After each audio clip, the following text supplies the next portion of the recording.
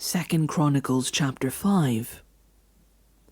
When all the work Solomon had done for the temple of the Lord was finished, he brought in the things his father David had dedicated, the silver and gold and all the furnishings, and he placed them in the treasuries of God's temple.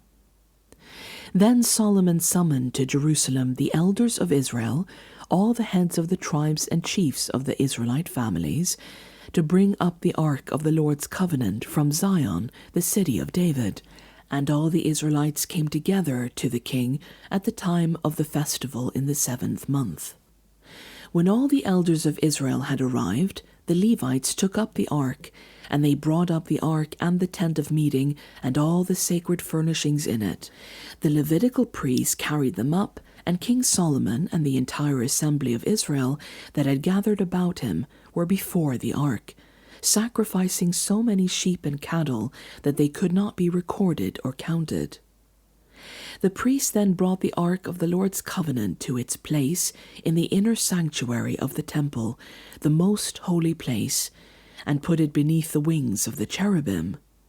The cherubim spread their wings over the place of the ark and covered the ark and its carrying poles.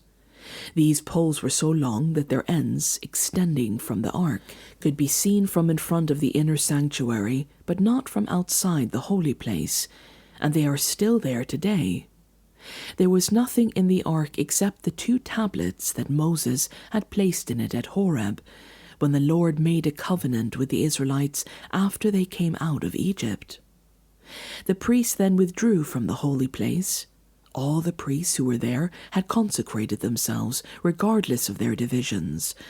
All the Levites who were musicians, Asaph, Heman, Jeduthun, and their sons and relatives, stood on the east side of the altar, dressed in fine linen and playing cymbals, harps, and lyres.